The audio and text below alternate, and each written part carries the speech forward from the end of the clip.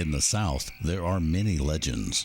The Bell Witch in Tennessee, the Flatwoods Monster of North Virginia, or the Lizard Man of Scape Ore Swamp in South Carolina. But there is one legend in the South that has captured people's imaginations and fears for generations.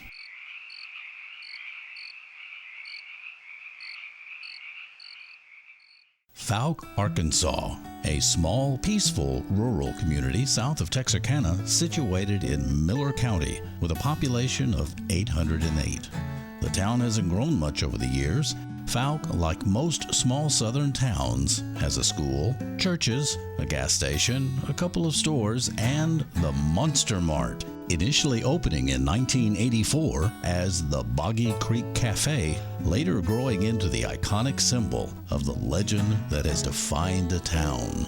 The first stories coming from this area were circulated in an 1851 report in the Memphis Inquirer and an 1856 report in the Caddo Gazette describing a large hair-covered creature roaming the area.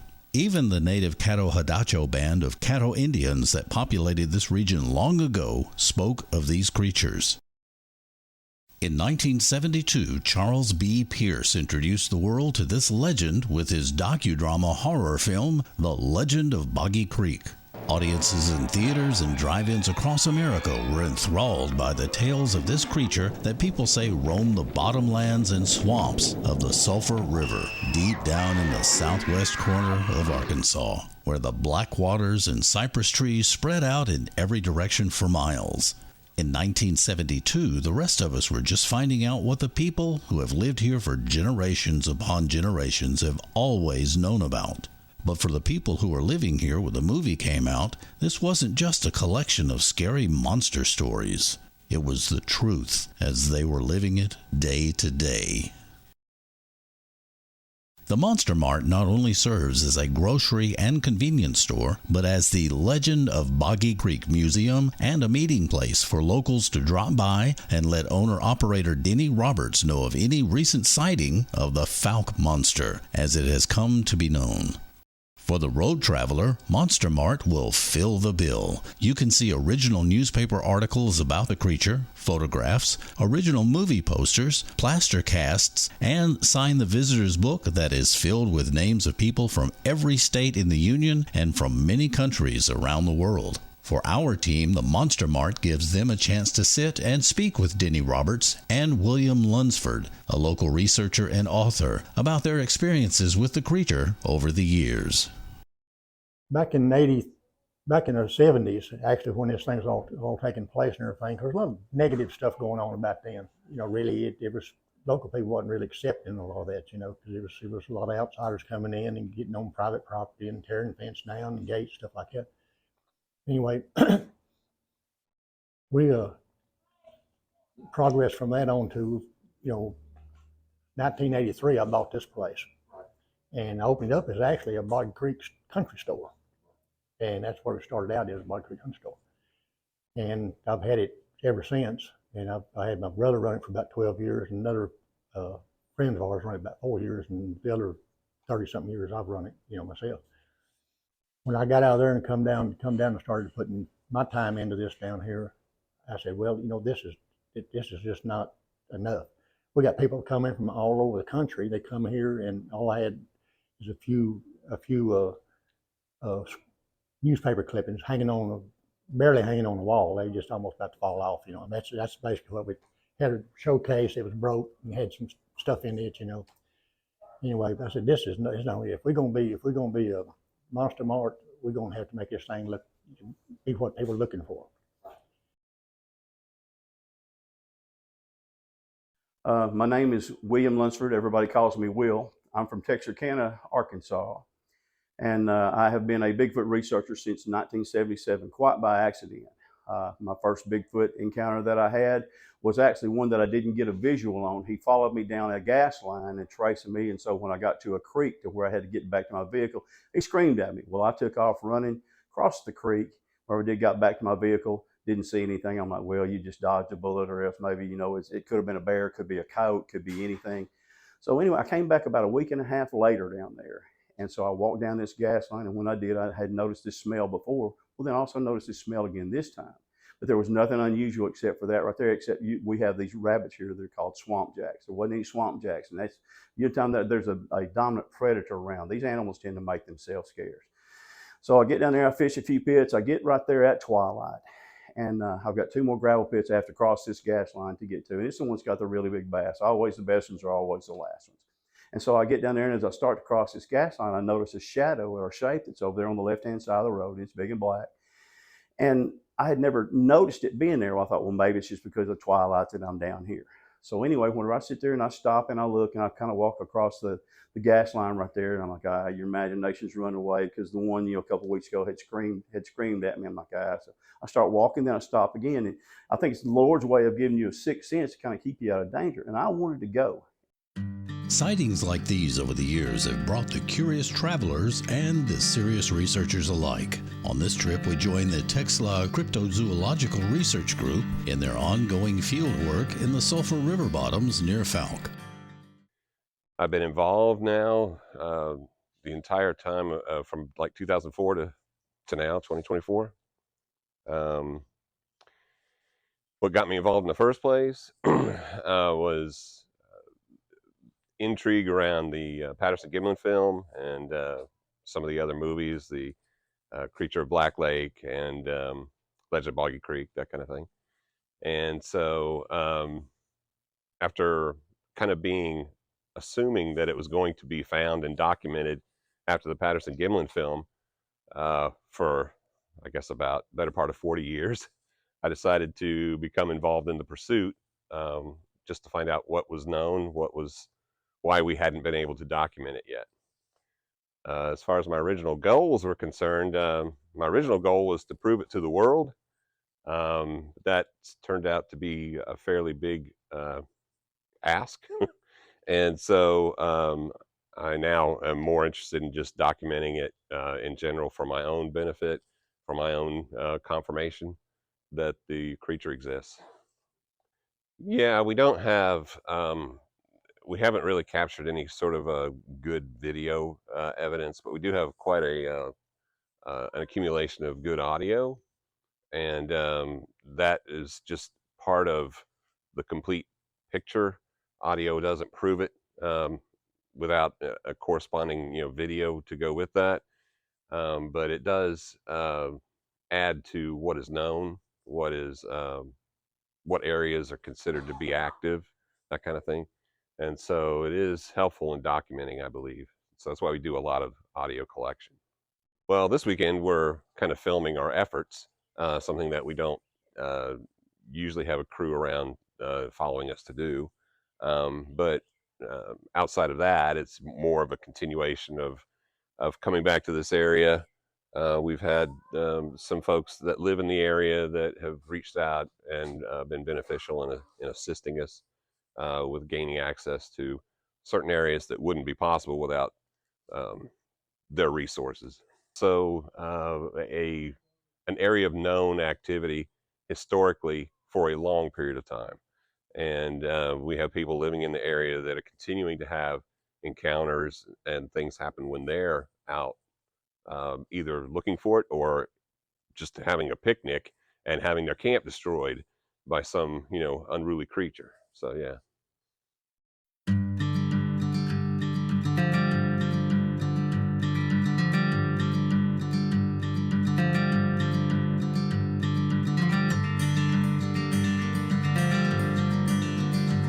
We're out here on the Sulphur River via Spencer Jones back here with his captain running us out to a few places that we dropped off some audio and some game cameras back on February 25th of 2024. This is March 14th, and if everything ran correctly, we should have about 18 nights or so of audio, full nights, and that's assuming that all the gear is still there, nobody found them and took them or anything like that, of course. I can't say I've ever put my eyes on a monster or a Bigfoot, but I can tell you, I'm not going to lie to you and say I have when I haven't, but I can tell you there's a lot of things that I can't tell you what it is, especially noises. I didn't know what a tree knot was till a couple of years ago, and that's the kind of the stuff we hear around here. What's it sound like? Knocking a tree. But like any, like just... Like slapping wood to wood.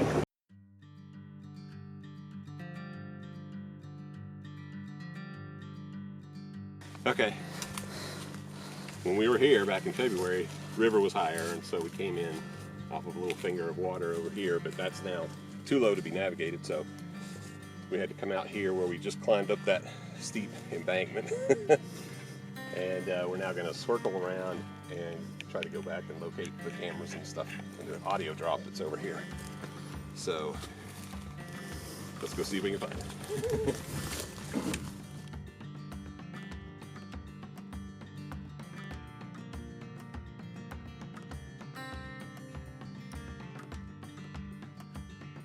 Okay, so this is the cell camera that we left at this location.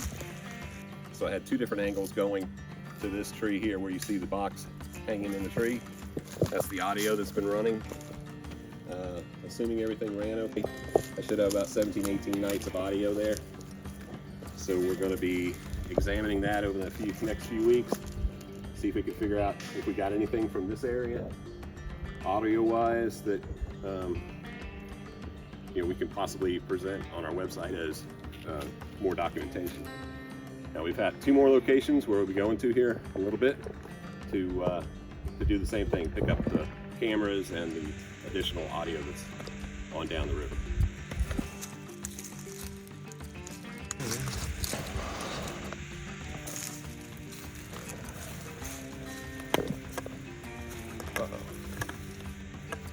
Find out how many nights we got and get back to camp.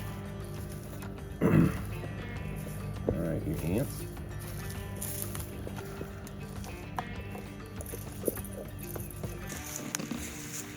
Webs have been,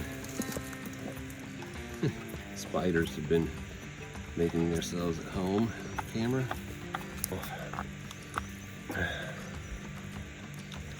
Should have some hogs and deer at least. We'll see if we got anything else that's out of the ordinary.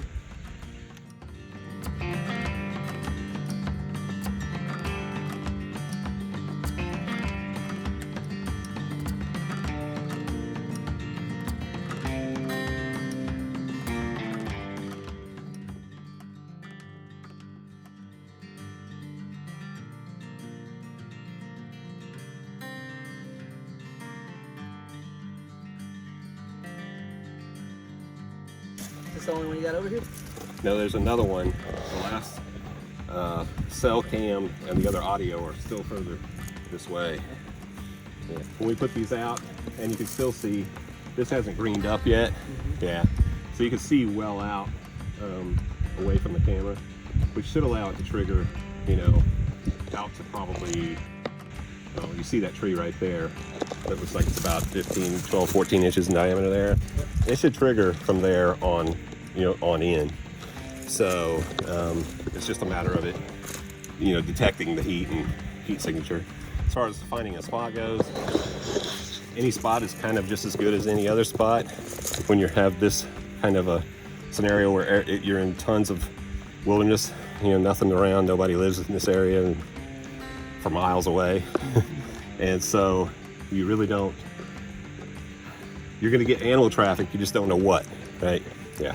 So the game cameras are just a tool where we're trying to see if we don't get a Bigfoot on it, we at least get a census, so to speak, of what was in the area. So you can see the peanut butter cup. It's up there, and the peanut butter we left on the tree. That was used as an attractant. See what can come to it. We did get some, a raccoon came up, and I think he ate some of this. You can get it all though, as you can see. There. I'll leave it out here. Just throw it in there.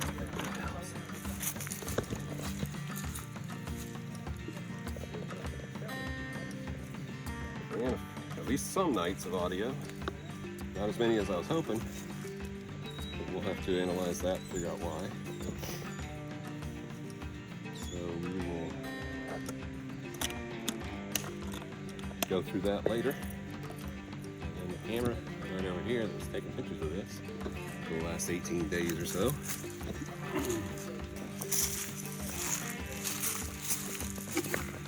This guy worked well. Still sending me pictures of him today. So, we will turn it on.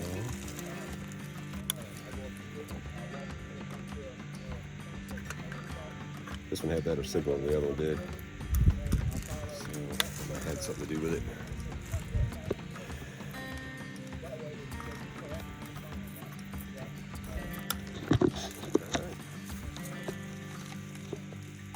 Take it back to camp, see what everything got. After picking up and replacing their equipment, the team heads back to camp.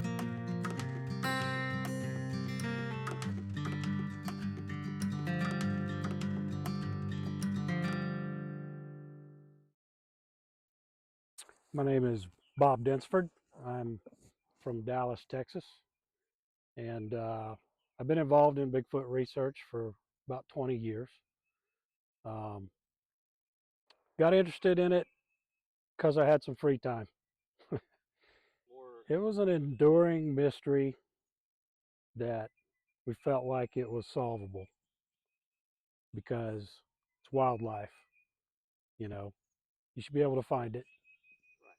You should be able to come up with whatever technology it takes. And from the reports and from eyewitnesses,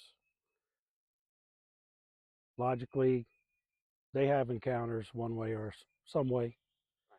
And so you can recreate the scenarios and encounter them. And so it's a matter of making them curious enough in you to come find you. It's probably built with probably about $200 or $300 worth of equipment. It's a weekend warrior setup. It's a stereo microphone arrangement so that you have some sense of direction of where sounds are coming from out in front of you. And then the sounds are fed into a camcorder, and then the camcorder has lights for filming at night. And you can alternatively use infrared or a white spotlight. And then all the sounds being recorded on the camera and then fed to earphones so you can listen to what you're actually recording. 2 tree knocks captured by the dish, sitting only 50 yards from camp, facing into the river bottoms.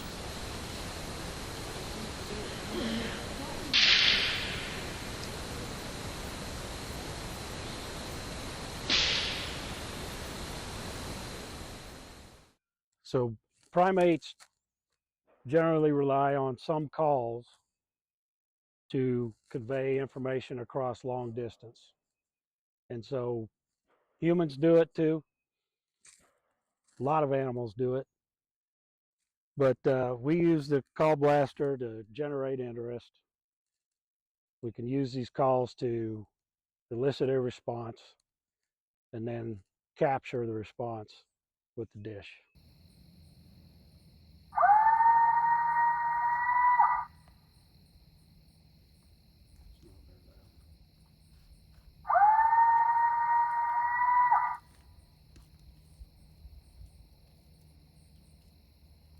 Two unknown vocals taken from a recorder deep in the bottoms.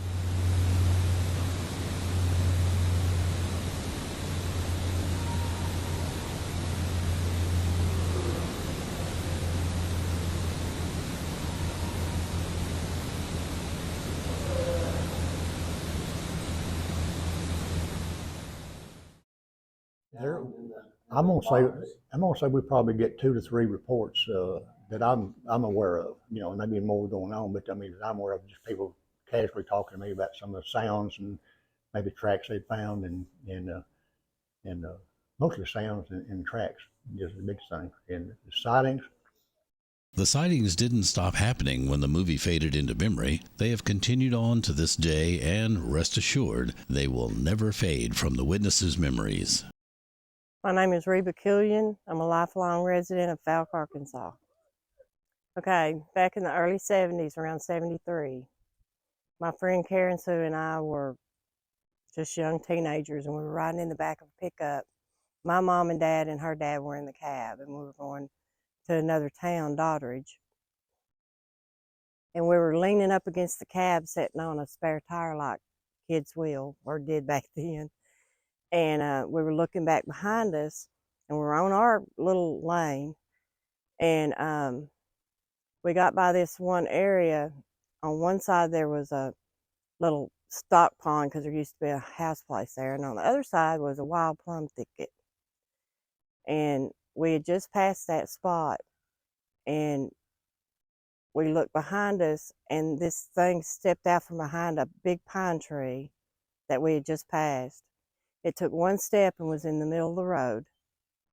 And it just like squared off at us and looked at us like it was curious. It didn't scare us. It just was a strange experience. We were shocked that we were seeing what we were seeing. And then what seemed like an eternity, but was probably just a few seconds, it took another step and was going on the other side into the pine thicket. And what we saw, I can give you a description. It was approximately 8 feet tall. I could tell by where it hit at the tree that it came out from behind. It was at least 3 feet across the shoulders, wide, broad, huge. It was dark red, completely covered in long, scraggly, matted hair. The arms were very long. The tips of the fingers came mid-calf. And it was standing up. It wasn't hunched over. It was standing upright, so the arms were extremely long. The face was all that was not covered by hair, and it was leathery looking. It was kind of a dark gray or tannish. It had a thick brow ridge all the way across, big lips, a flat nose, and it had, of course, the sun was behind it. It was broad daylight. It was summertime. The sun was behind it, so we couldn't tell any color on the eyes, except they were just round, dark eyes, like marbles. My name is Doyle Holmes. I moved into the Doddridge area about 24 years ago.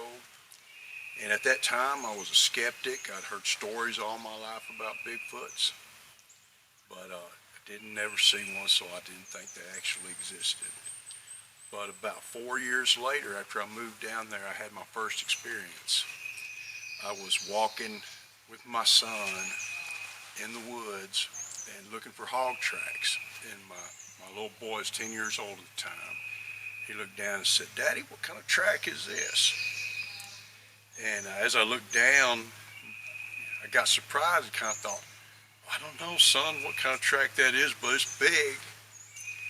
And a few minutes later, we started tracking backwards and found the tracks went into the lake or came out of the lake. And so we decided we wanted to cast one. We left then to go get some plaster. When we came back, the water had come up and flooded a bunch of them, but we got one good track. But then we got a great track, and we took it home, and the rest is history. The team prepares to go out for a night operation. Little do they know what kind of experience they will have once in the field. A wood knocking stick. It's a piece of hardwood that I cut out of a small sapling. Might have been 15 feet high. And we've been using it for years now. You can see it's kind of battered.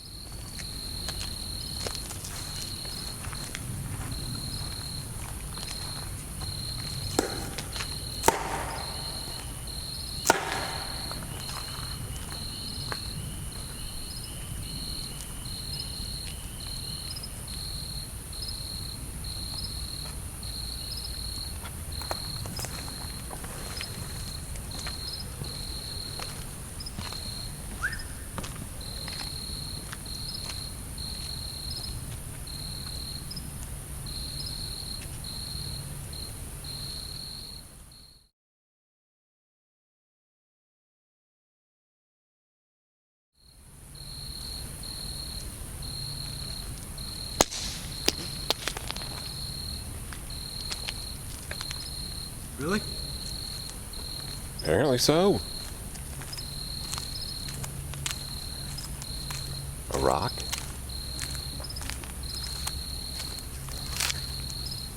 Is that it? Okay, we think. Hello? Around 10:40, we think we had a wood knock, and now we just had a rock thrown. Or at least we think we did.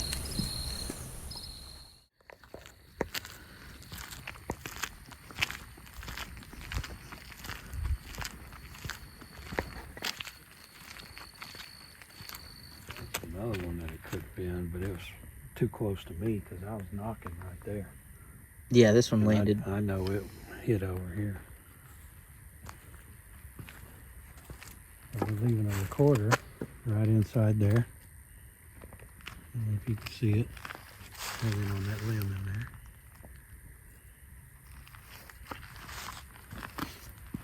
And we'll see what comes and visits that recorder overnight. A lot of times we'll have a visit when we do this. And this was prompted after you did the tree knock? Yeah, I just done a tree knock on these little pine saplings. I could have left a mark on that one right there when I did it. But just seconds later, this rock fell from the sky.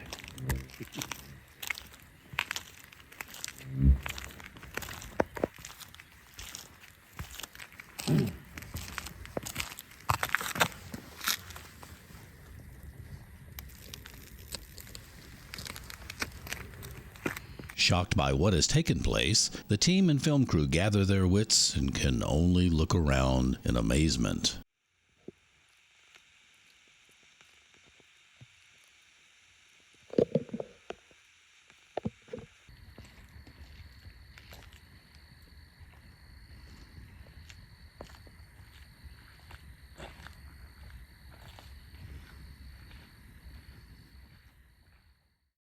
When we realize this thing's not always good, it's looking for meat, and so we need to be careful with it.